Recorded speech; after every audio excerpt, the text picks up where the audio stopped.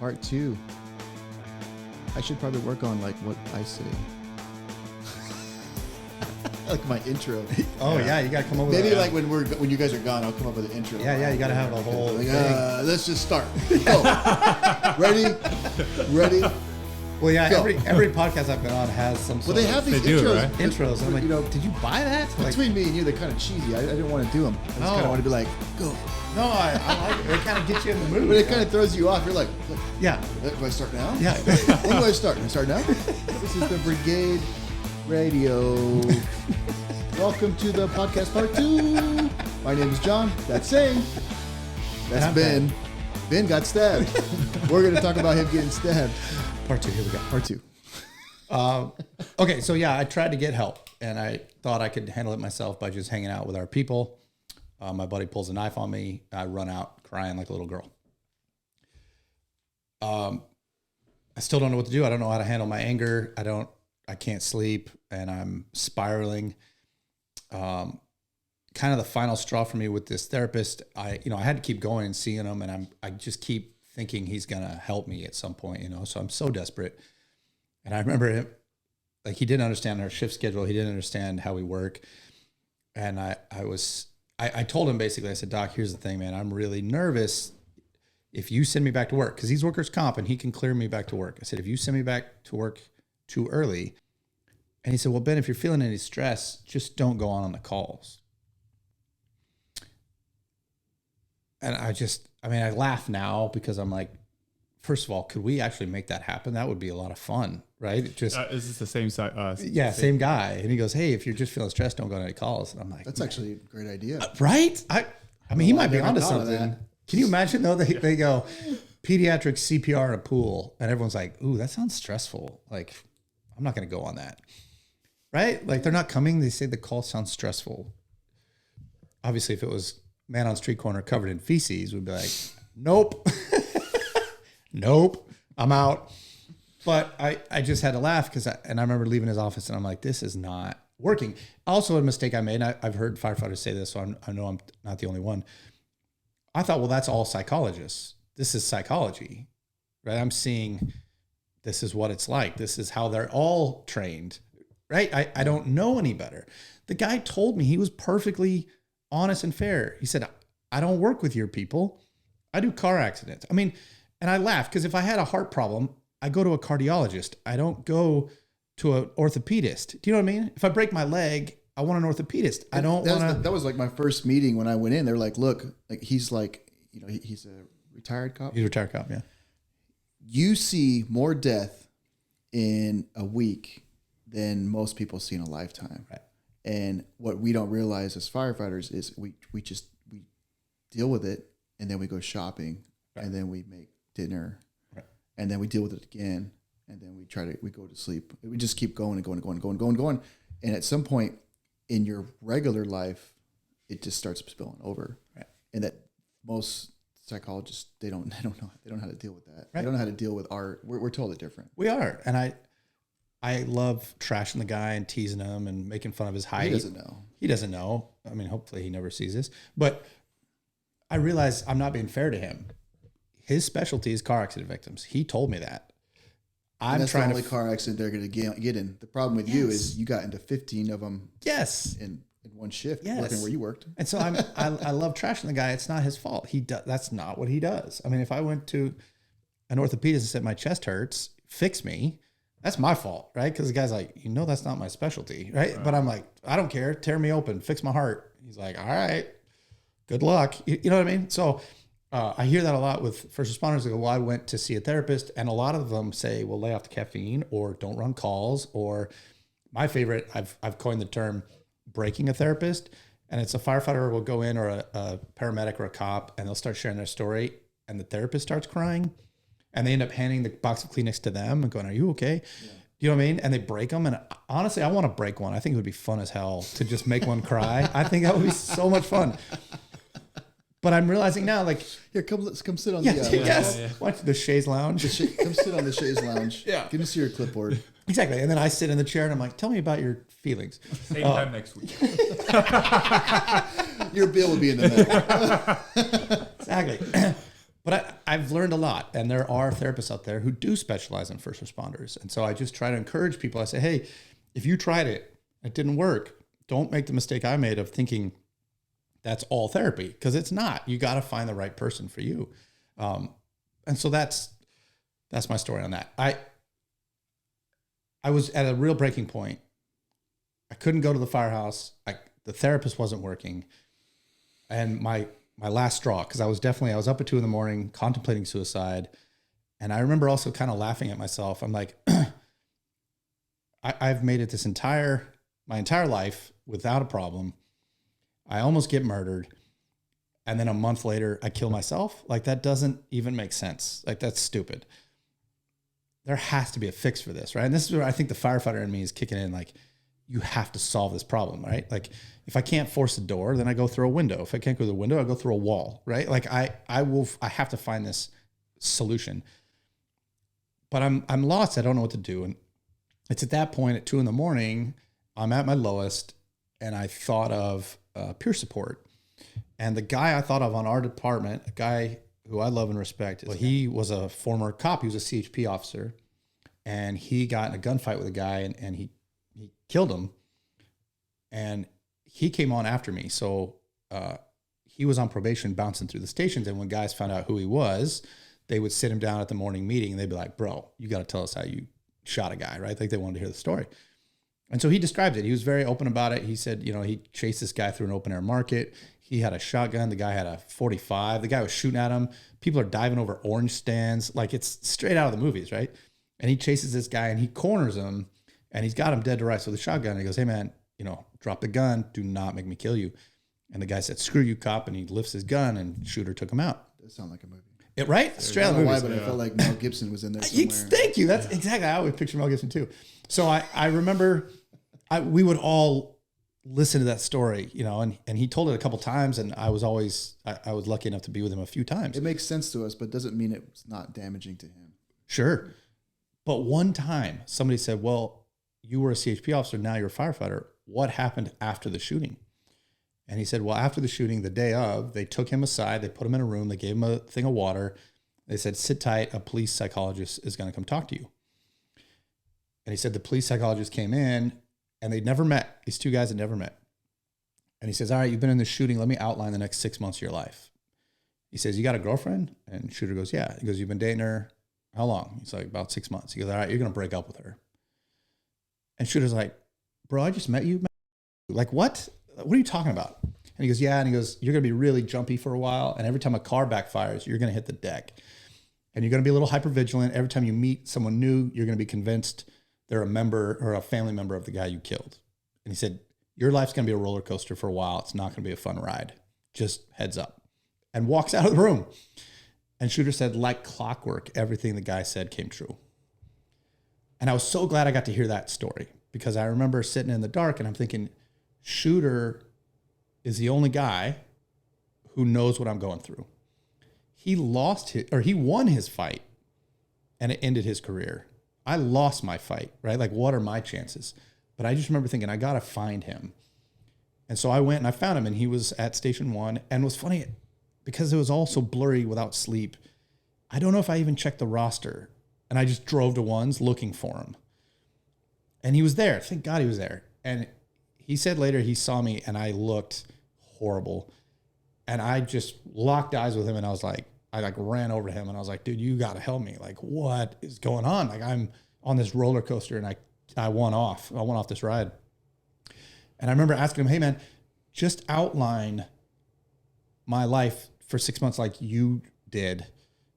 And I'm just going to go buy a calendar. I'm going to circle the day that I'm going to be okay in red. And then I can survive this no sleep thing. I can survive therapy being shit. Like, as long as I know this right ends. You're mapping out your calendar like a Kelly schedule. Yes. Yeah. Yes. That in my head, that's my mindset, that it's a ride that I'm going to get off on my own. Just tell me when it ends. Which, I mean, I laugh thinking about that now. It's just the way your mind works. Yes. Like, I'm going to be on strike team for 2 weeks, possibly 21 days. Yes. This is my life right now. This is what I'm going to do. Right. It's just the way our mind works. Yes. I'm on this ride. When does it end? I want off this roller coaster. And to his credit, he goes, dude, I can't outline this for you. I'm not a therapist. He goes, but why don't you see the guy that I saw that helped me? And he pulls out of his wallet an old business card for Focus. And you had mentioned it earlier. I'd never heard of it. San Diego PD has a separate contract for just their officers. Unlimited therapy sessions for people who are trained to deal with cops. Anyone in their house can go, anyone who lives in their house, so their wife, their kids, their parents, anyone that lives in the home can go see them for free. No questions asked. No questions asked. They can go well into retirement, right? It's all paid for. And so he's like, why don't you call these guys? They're the ones that helped me. And I okay. And so I call, and a guy named Dr. Mark Foreman answers the phone. And I said, look, man, I always get emotional at this part, but I go, here's the deal. I said, I'm not a cop. I said, I'm a firefighter. Did he hung up? He should have. But I said, I can't, this isn't workers' comp, won't cover you. I have health insurance at Kaiser. I know they won't cover you. And I said, I'm on injury leave. I'm not getting a very big paycheck. I'm 100% positive I can't afford you. I said, but if you will see me, just keep track of the hours and the money. As soon as I get back to work and I'm getting a paycheck, I will pay you back. That's hard as a man who's working. The way we are, I can't. The fact that you asked for charity, basically for charity, it's huge. Yeah, and the fact that you felt like you needed to, right, it's horrible. And right, right. Good job. Well, the fact that you did that, like, what was huge was not that, but that Dr. Foreman goes, hey man, I don't care about money. Just get in here. And so I said, okay. And I went and I met the guy in the lobby.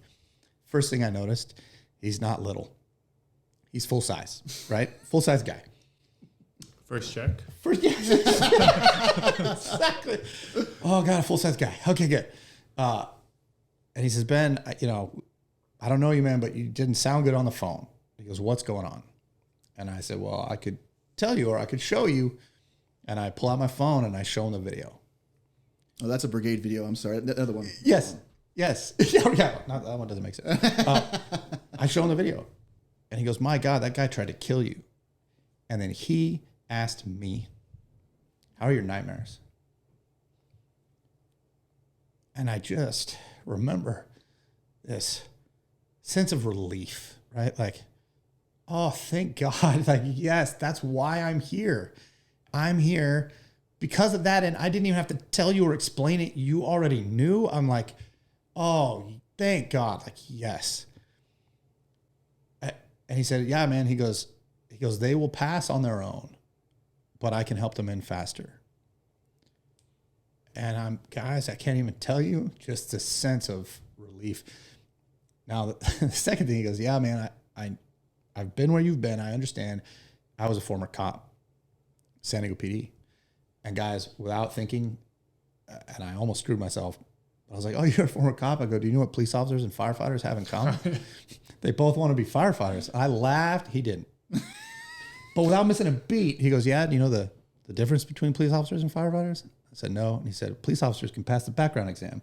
And then he laughed and I didn't, right? I'm like, motherfucker. Right? But right away, I'm like, this dude. He gets it. He gets it. He's got the sense of humor. He understands about the nightmares. And I just remember feeling so relieved. So I travel all over the world now. I share this story and I have a picture and video of Alex saving my life. I have Shooter. And I asked him, I said, hey man, will you give me a picture of you? Because I want to give you credit. I want to give credit where credit's due. And he said, oh yeah, no problem. And he sends me this video or this picture. That's him back in the 80s as a motorcycle cop.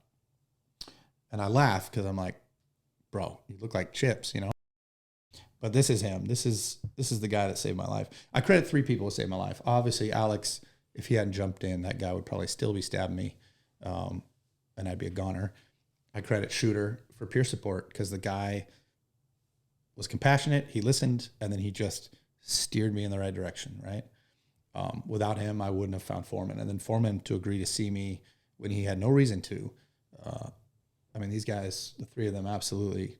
I think it's important too, the peer support thing. I mean, we all could be peer support in a sense. Listen to your partner, right, and just treat it for real. And I think just maybe not speaking over them like hopefully I didn't just do. Yeah, no. But listen to what they're saying and just try to help them. You're not a psychologist. No one expects you to do that. But be on their side. Well, it's funny. I've been out. I was a peer supporter for a couple of years. I ran our team for a couple of years, and all of the training actually goes against we are fixers. Yeah, we are absolute fixers. Any problem you bring to me, I'm going to solve it. That's my job. That's usually a lot of riff with the wife. Yes. Wives, and it's funny. One of the things that you talk about in there is like, when you're sniffing at other, they come with your problems. They don't want you to solve it. Right. They want you to be with them. Yes. With it. What is it, that movie White Men Can't Jump with Woody Harrelson? Right. His wife or his girlfriend, what's her name? Gloria? Yeah, Gloria. Wish I could do her accent right now. Honey, I'm thirsty. He says, I don't want you to get me a glass of water. I want you too to thirst with me. When I said I was thirsty, it doesn't mean I want you to bring me a glass of water. Doesn't? You're missing the whole point of me saying I'm thirsty. If I have a problem, you're not supposed to solve it. If I'm thirsty, I don't want you to bring me a glass of water. I want you to sympathize. I want you to say, Gloria, I too know what it feels like to be thirsty. I too have had a... She says, no. I want you to thirst with me. Right. If I'm thirsty, he says, if I'm thirsty and I ask you for water, it means I want water. When I say I'm thirsty, it means if anybody in the room has a glass of water, I'd love to have a sip. And he's like, when I asked you for a glass of water, I don't want you to bring me water. He goes, if you ask me for a glass of water, I'm going to bring you water. And it's funny that's a lesson in a lot of things in us. It's not exactly that. You can't fix these things. You have to kind of be in it. As a peer, I would imagine that's be the best thing you should do. With somebody, be there with them, be on their side. All the training, I've been to a lot of trainings. All of it sums up to shut the fuck up and just listen. Yeah. Don't fix, don't advise, listen. Yeah. Just listen. And that's really hard, actually. And I'm glad I had that training because so I've been a peer supporter for a long time. I still make mistakes when I don't realize that they're coming to me looking for help. A lot of times guys don't say, hey, Ben, I need help. Can you listen? They don't say that. They go, hey, man, how you doing? I'm like, oh, great, man. How you? Good. How's your family? Oh, great. Right? And they go, yeah, I got hurt recently. I'll pull a knife on them, right? I'm not in that mode. And I've missed a couple opportunities where I'm like, okay, well, see you later. And they walked away and I'm driving home and then I went, oh shit, wait a minute. That was a peer support call, right? And I turn around and drive back, or I call them and I go. The cap's like, wait, where are you going? Yeah, whoops, see you later. I just leave. But it's happened to me a couple of times because I'm not in that mindset of like, I need to shut my mouth off and not be a smartass because I'm still a smartass. And it's happened to me a couple of times where I'm driving away and I went, oh, that guy wanted to talk. Like that was a real ask for help. And I just fucked that up. And you know what I mean? So it does happen. It's hard.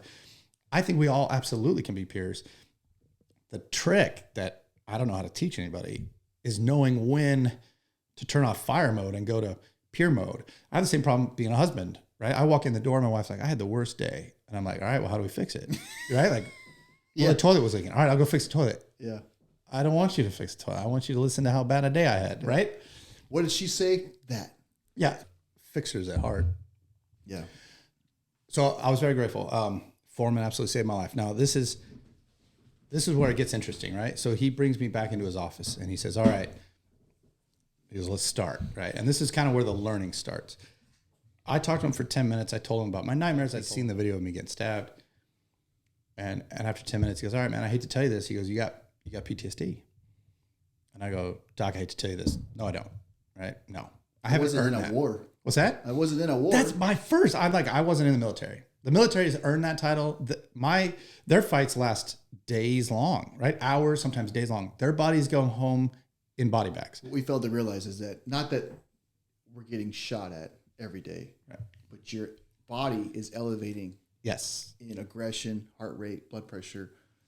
Everything is happening over and over and over again all day long on every call. Yep. Even if it's just you're getting a heightened sense of reality, just thinking about what your next move as a medic's going to be, you're still up and down, up and down, up and down, up and down, up and down. And that's I think that's what you're kind of going with, right? Yeah. Some of that, not just, we're not obviously to get stabbed every time, but you're going up and down all day long.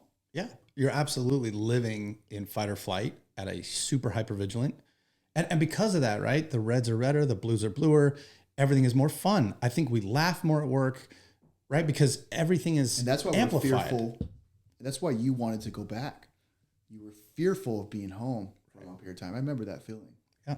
You were fearful. You're like, what if I don't have that dump? Because that dump is really the only place where you're like whole sometimes. Yeah. And that feel alive. And when you get into that like the only place you feel normal is the controlled chaos, that's when you need to take a step back. Like, hey, something is, because it's not super healthy to do this over and over again. Right. Right. That's what you were fearful of. Yes. Losing all of that. Well, and for me, I'm thinking it took me years of training and education to get to all these special teams and to be working downtown on the best, the technical rescue team, I think is one of the best teams on the job. You get to go to all the cool stuff. I was like, I'm going to lose all of that hard work. And I'm only, at the time, I think I'm like 38 years old. I'm like, I'm young. What am I going to do with the rest of my life if I can't figure this out? And of course, I'm at the point, like, if I don't sleep, this is over anyway. But, the job is now a distant second. I just need to survive this whole event. I mean, it was bad. But yeah, I'm not going to take credit for PTSD. No way. Like, no way. Yeah. And so he goes, look, man, instead of me trying to convince you, why don't I just show you the definition? And I'll let you tell me if you have PTSD. And I go, all right. And so he busts it out. The psychologists have what's called the Diagnostic and Statistics Manual, the DSM. They're on their 5th edition, the DSM-5. It's a lot like our protocol books, right? So you ask all the questions, you follow the protocols, and at the end you go, oh, you have, I ask you a PQRST, and based on your answers, you have pulmonary embolism, you have chest, cardiac event, you're having what, a pulled muscle, right? You ask all these questions and diagnose at the bottom. So it's the same thing. And so he opens the book and, in it is depression and schizophrenia and multiple personality disorder, right? Which was a very gnarly book. But he turns to PTSD and he slides it across the table and he says, you read the definition. And so I have the definition and I like showing it to people. There are 8 criteria and you have to meet all 8, right? But each criteria has these subcategories. So to meet the first criteria A, you have to have one of the 4 of these to meet criteria A. So the first one is a person exposed to death, threatened death, actual or threatened serious injury. Direct exposure, meaning somebody tried to kill you, right? So without trying, I meet the first criteria because somebody tried to actively kill me. However, look at number 4, repeated or extreme indirect exposure, usually in the course of professional duties, i.e. first responders. So the first criteria everybody meets, because just by putting on a badge, you are taking on that responsibility, right? Of that, you're going to see people in their worst, you're going to see people getting maimed and murdered. And so you're you meet criteria A, right? Now keep in mind, this is not the 12 slides I've showed my EMT students. I've never seen anything like this before, right? I didn't know we're in the definition of PTSD. I feel like that should be common knowledge. That should be some day one shit, right? At least day one. I think when we hear PTSD, we always think of like Gulf War veterans. Yes. Like it. Yes. People coming back from Iraq. World War II, they called it shell shock. Shell shock. I mean, we just think of that. We don't realize that it's not. Right. Right. So this is big stuff, right? And this is when I travel the country. This is the meat of what I'm there for, right? You can watch videos of me getting stabbed, but let me share what I've learned, because this is a big deal. You meet the first criteria. Now there's 7 more to go. So you're not automatically given PTSD, but you are now at heavy risk. All right. Second criteria B, intrusion. You have to have one of the 5 symptoms. Now I'm not going to read all of them, but traumatic nightmares, recurrent intrusive recollections, dissociative reactions, intense or prolonged distress after an exposure to a traumatic reminder, blah, blah, blah, blah, blah, right? Traumatic nightmares, I met that criteria. So I go, okay, fair enough. One thing I didn't tell you is I knew I was in trouble. I was at the grocery store and I'm struggling, and everybody I met, I thought they were sizing me up, right? And I'm just this hyper vigilant, always ready to fight, angry person.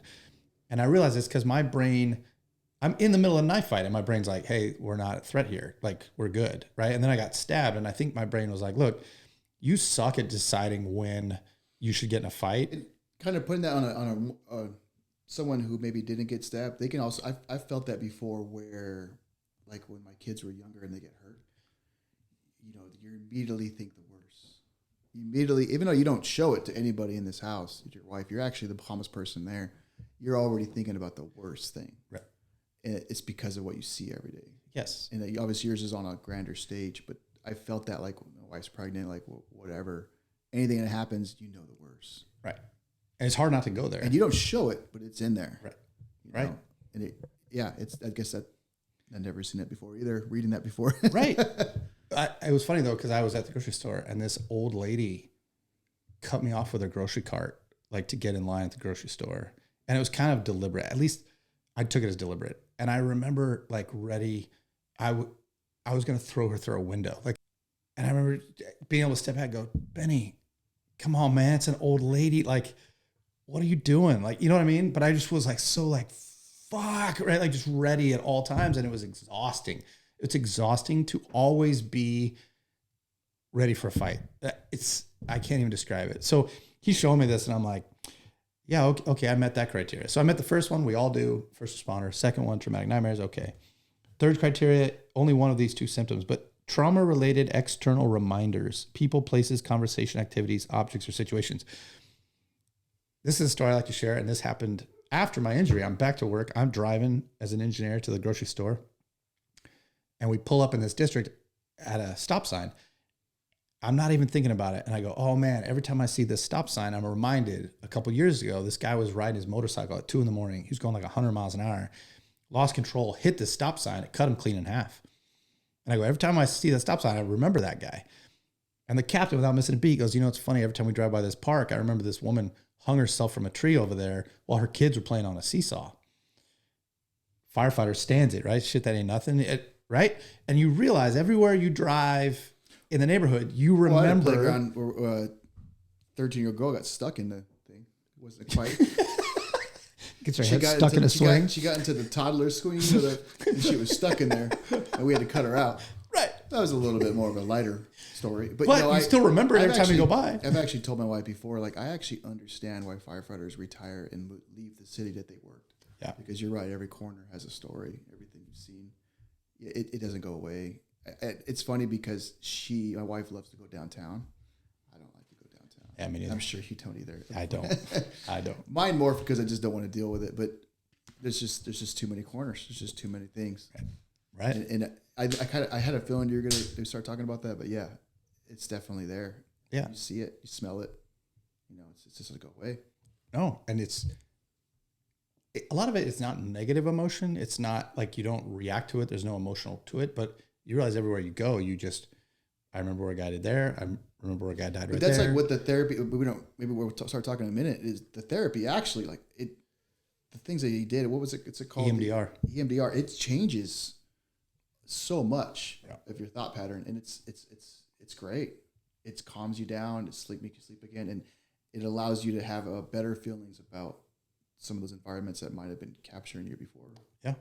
Yeah, and we'll talk about it because I've learned a lot. And I think everyone kind of meets that third criteria. Everything they remember where all the bad calls are. The thing I found interesting, number 5, is markedly diminished interest in pre-traumatic significant activities. And so the way I've learned that presents itself is, and we teach our peer supporters to look for this kind of stuff, but I think everyone should learn it.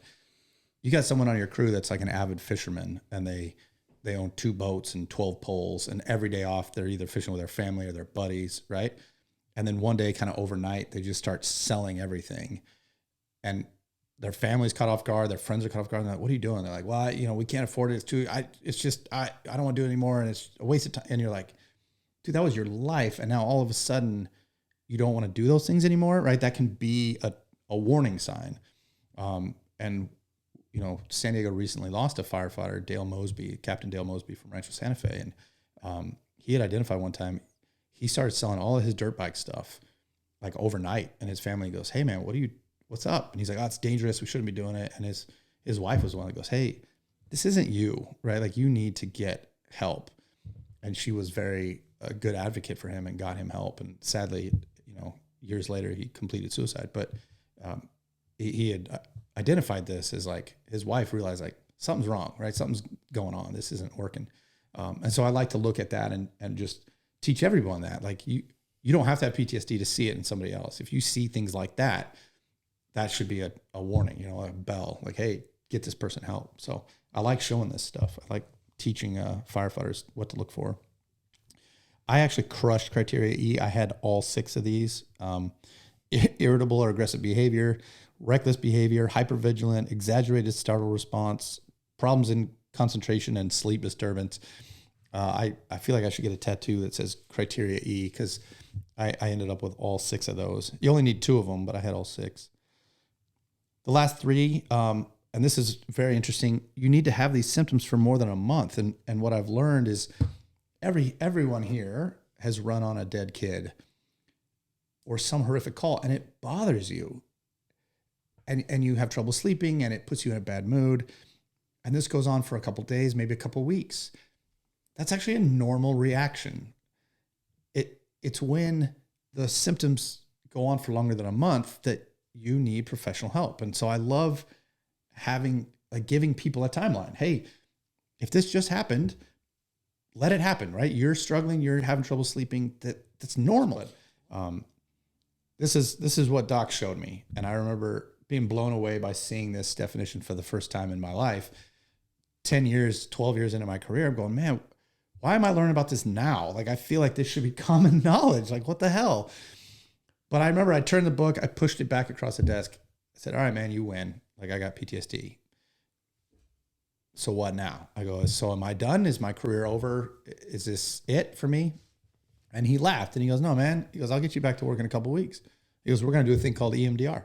And I just remember thinking, like, are you going to hypnotize yeah, me? Well, this is going to be like Office Space where I go back to work and I'm slaying fish on my desk at the station. Exactly. I actually thought I was going to wake up with a pink tutu like what are you like doing Jim Carrey and ready to go in, coach. Right? Or like cock-a-doodle-doo, like a rooster. Yeah, I wake up and I'm like, oh, son of a bitch. You got me again. Yeah. But my question actually for Doc before he talked about EMD, I said, okay, like I got PTSD. I said, but my question is, the IFF estimates 1 in 5 people will develop a mental health issue by the end of their career. 1 in 5. And I go, 1 in 5 is 20%. That's a lot of people. I go, not everyone gets stabbed or shot. I go, so what's the difference? How come some people get it and some people don't? You know, like what's that deciding factor? And he goes, oh, that's easy. He goes, it's when your core values get challenged. And I go, dude, that's fucking cool. What are you talking about? Right? Like, huh? Now he's a cop talking to a firefighter, and I was very grateful. So he's using little words and speaking in short sentences. I'm taking notes in crayon, right? On gloves. Yes, on gloves. Exactly. Yes. Okay, blood pressure. Yeah.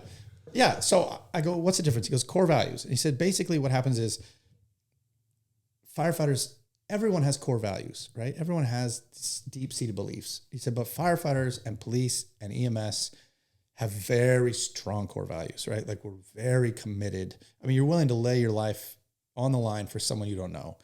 So our core values are pretty strong. One common core value is what's called the just world belief, right? Good things happen to good people. Bad things happen to bad people. I'll prove it to you. I'll prove you have this, right? You guys have all run on a 480-pound man with chest pain. And you get there to his house and he's eating fried chicken. Right? And he's like, I have chest pain. And you're like, no shit, dude. Like, I can actually hear you getting fatter. You know what I mean? The guy is codes right there in front of you. You do chest compressions. He's upstairs. You got to get him downstairs, right? You get him to the hospital. They pronounce him. You don't think about that guy for 20 more minutes. Why?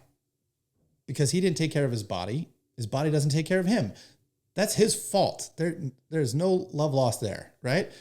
For me, a 98-year-old man has a stroke. He doesn't take his hypertension meds and he strokes out. My first thought is, bro, you're 98. Like, how many birthdays do you want? In nomine Patri et Filii et Spiritus Sancti. Amen. Right? Like, go with God. Like, I don't worry. So why does it hurt so much when a little kid gets killed? Why does that sting particularly bad? And it's because you know deep down in your heart that person, that little dude, didn't do anything to deserve it. They did nothing wrong, right? You put yourself in the kid's shoes. Right. That kid doesn't deserve that, right? And that hurts. That stings. You do enough of those, you're just chipping away at those core values. And it can very quickly go, the world is an unjust place. This isn't fair. I don't know why I'm even here, right? Like, and you just it tears you apart. And I really like that, right? And so I look at my core values of like, I'm a firefighter. I'm the good guy. Nobody wants to hurt us, right? And this guy's stabbing the shit out of me. And I'm like, why? Like, what are you doing? I didn't deserve this, right? So I really like that definition. And there's actually a lot of different theories on it. I like that one particularly because it just makes sense to me. The calls that bother us the most are the ones that challenge your core beliefs. I dig that. And so I was like, that's really cool, right? I enjoyed that. And I was like, man, I want to teach other people that. I think that's fun stuff. But then he jumps into EMDR. He goes, we're going to do EMDR. I could not find a video on EMDR on YouTube that I liked. And so I actually convinced Dr. Foreman to make one with me. So EMDR, eye movement desensitization reprocessing, is a therapy modality developed about 30 years ago by Francine Shapiro, and it's known to be effective in treating trauma exposures, PTSD, phobias, anxieties, etc. And in essence, it allows us to pull up a memory, allow it to come into awareness while we are holding a current thought, emotion, and body sensation. They bring them together at the same time, and it lets the body and the mind process it and restore it in a different. So now that you've got all this brought into your awareness, let me know when you have the memory of that thought you identified, the current emotion and body sensation. Well, most of the stress I carry when I think about the event is in my chest. I feel very tense. And the memory I'm thinking of is right when he pulls the knife and we're staring each other down, and I'm trying to look right through him to see what's in his hand. I remember just freezing on trying to have x-ray vision because I saw him make a weird... You notice that tension. Feel it right here, right across the top of my chest. Okay. Follow with me.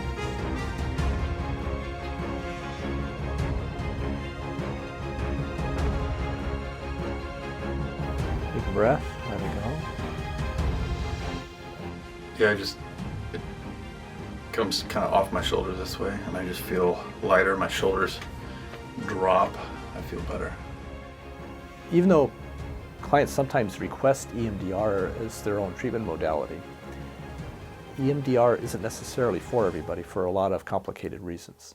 But to have that important discussion with your therapist to say, hey, I've heard about it.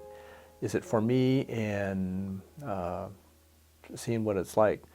And it's not all about the eye movements. It's a complex therapeutic modality that pretty much addresses memories, thoughts, emotions, and body sensations. Yeah, it's hard to explain that in a video, but I have been through that. And what I think when they were asking me, they basically, I could kind of explain it. They ask, okay, what are you feeling? You close your eyes. Where's your tension? Like, oh, I feel it in my chest, like you said.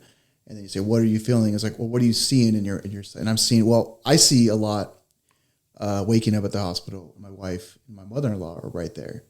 And what I see is the way my wife was looking at me. I've never seen her look at me like that before.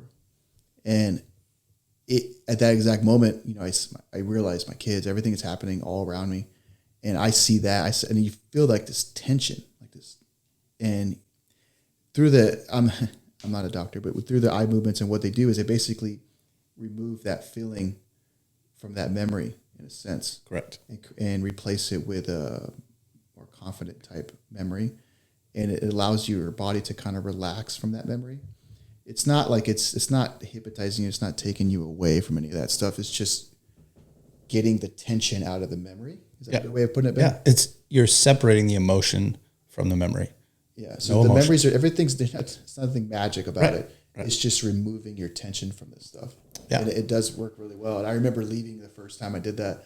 I felt exhausted, but I felt great. It was almost like the sun was actually out again. I mean, it was out the whole time, but I didn't really see it. Yeah, and it changed a lot about me.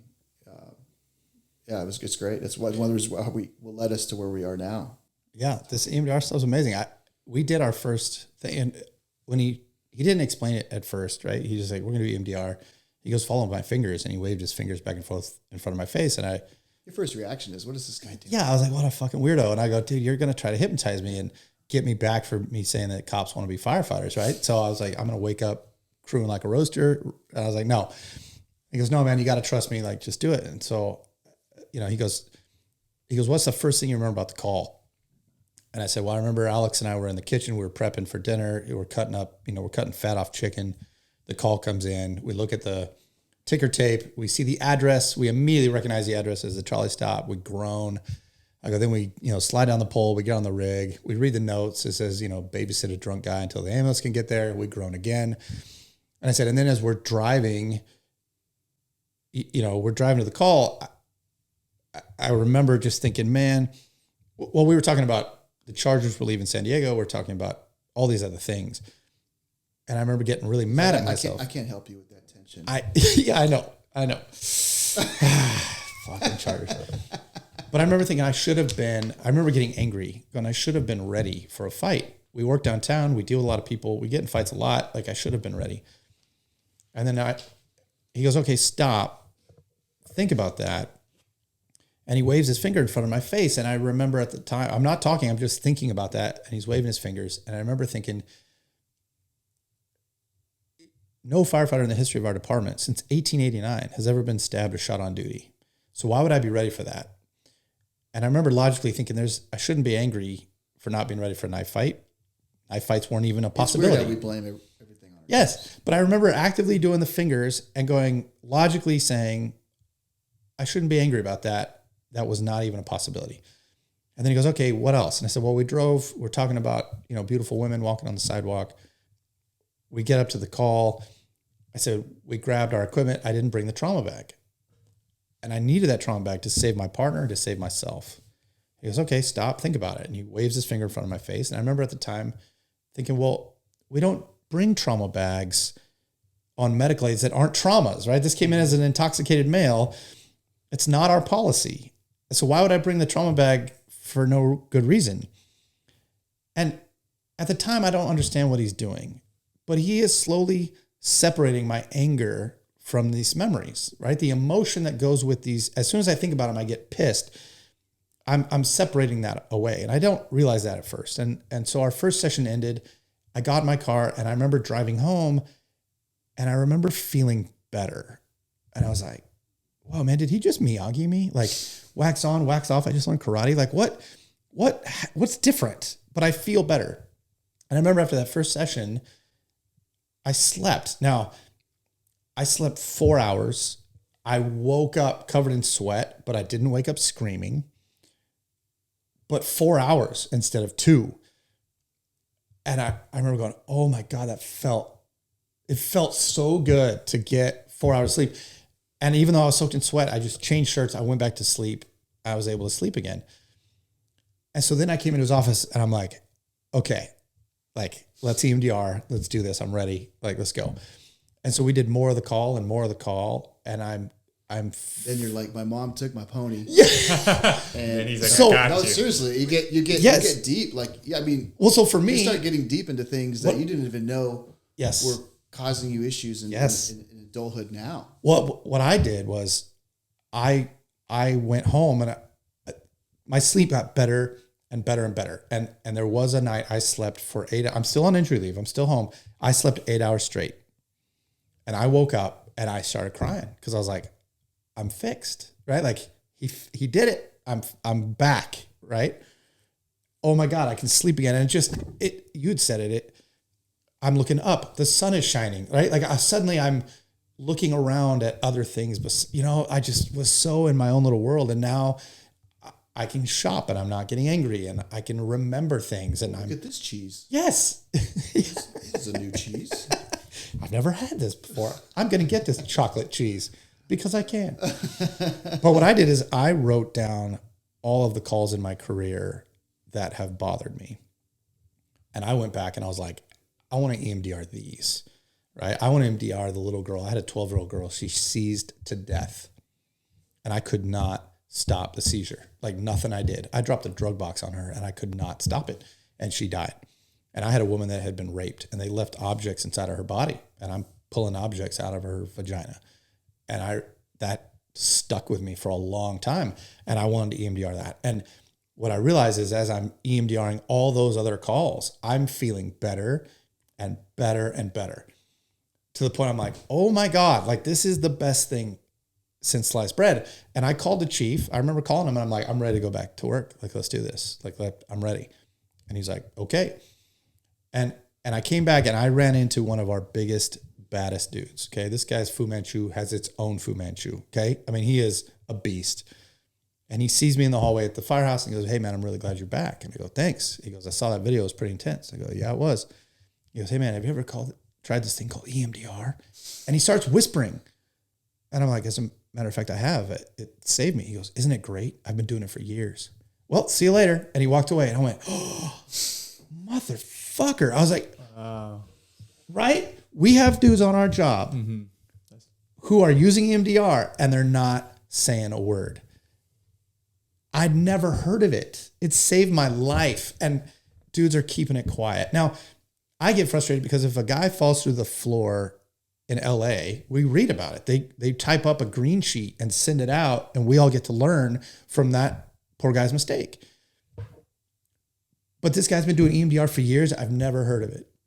And John, it's the wildest thing, man. I've learned I only need a room of 20 people. And I will poll that 20 people. One person in that room will have been using EMDR and loves it. Someone else in that room has never heard of it. I never heard about it until they told me. Right. I didn't hear about it till now. Well, until at the podcast that you were talking about it. I think that's what yes, I heard about it. Because that is, I go through this whole long diatribe. The whole point is get to EMDR. To just say this is a treatment modality that can absolutely save us. It is made for us. I swear to God, it is tailor-made for first responders. And we don't know about it. And I don't know how else to get the word out. I mean, I'm writing a book right now. I'm traveling and speaking. I'm doing podcasts. I don't know what else I can do.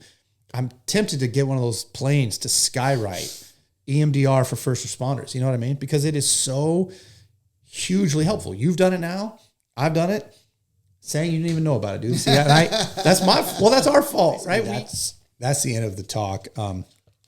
I do share a funny story when I'm doing it in person, but I do recommend every department needs to do a better job of training their people. I do get frustrated sometimes.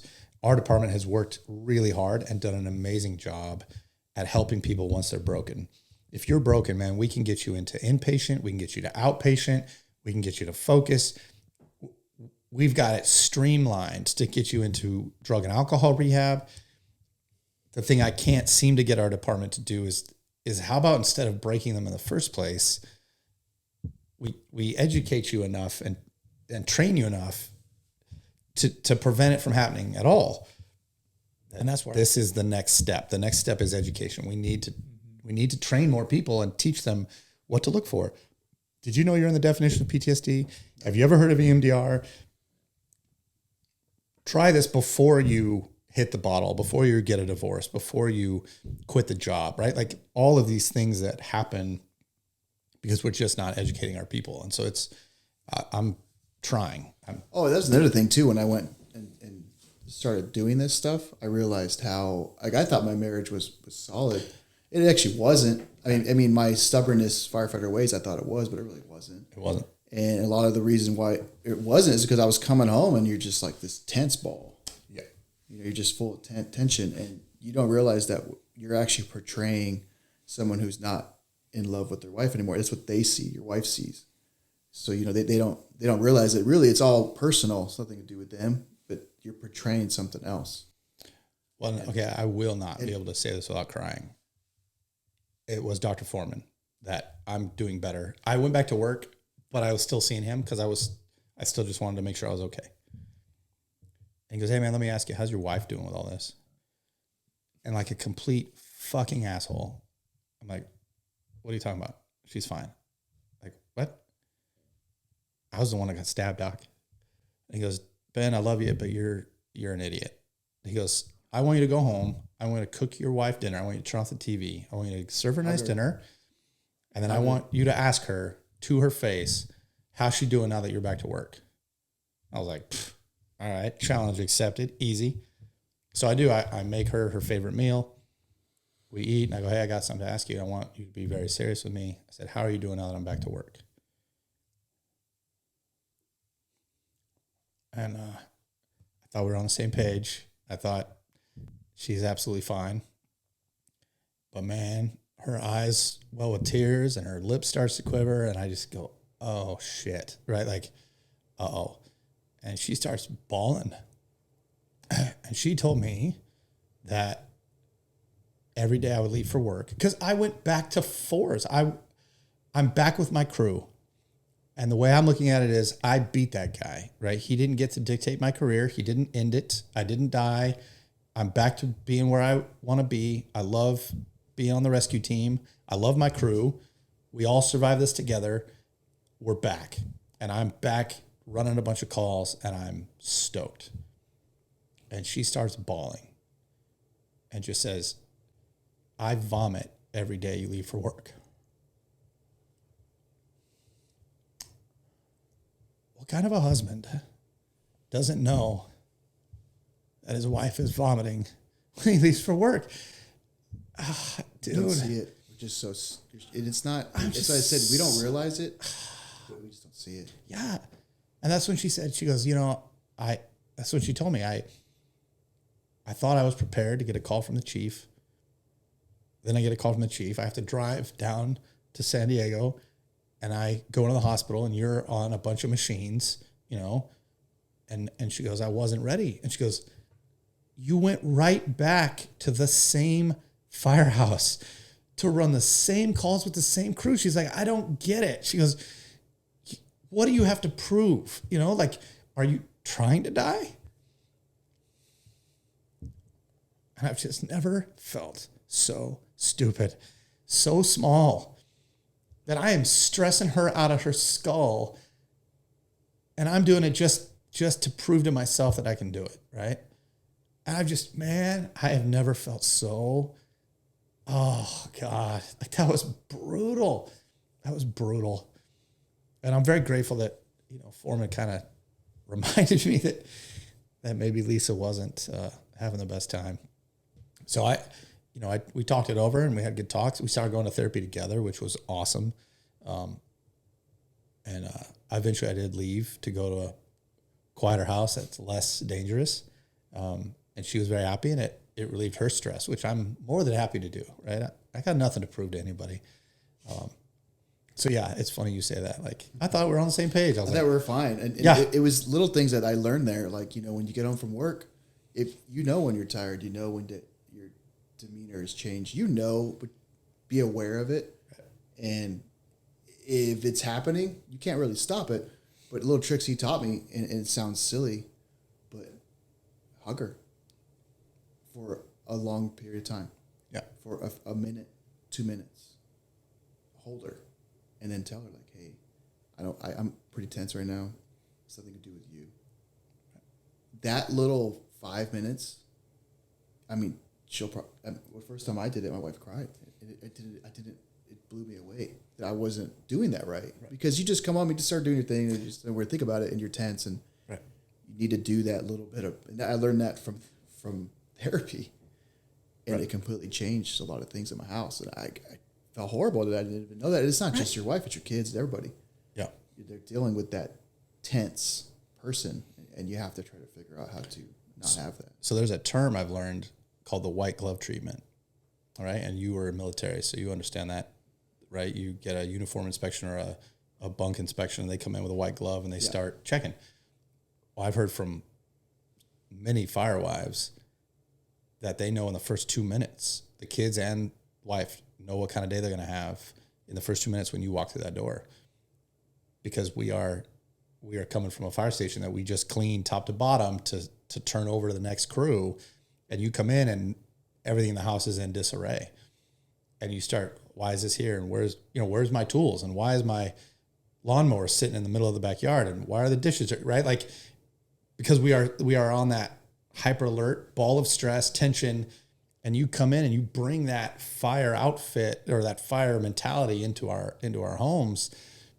I mean, they feel like they're under inspection when you walk through the door. And God, man, when I heard that, I was like, oh, I don't want to be that way. I don't want to be like that. I want to be better. And it's not, I think people, you're going to do it.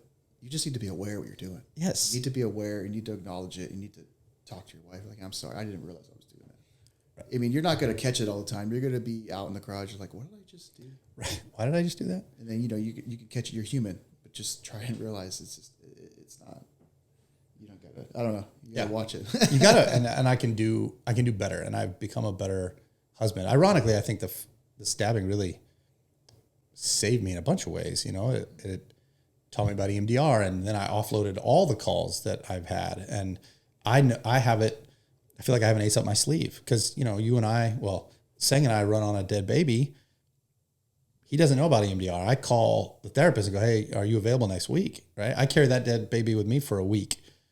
Seng's carrying it for the rest of his career. Right. And so I have these tools in my tool chest now that I use. I'm much better at communicating with my wife. I didn't have those tools before, and I'm grateful I got stabbed now, because it really allowed me to talk to my wife better and be a better husband. I'm a much better husband. I would argue I'm not that much better. Sometimes I feel like I'm back at school. Just one of the things I've learned. All right. I'll get off my soapbox. You edit all this out. Oh, this is so informative, though. Damn it. You left out the best part. Yeah. So that's what I love.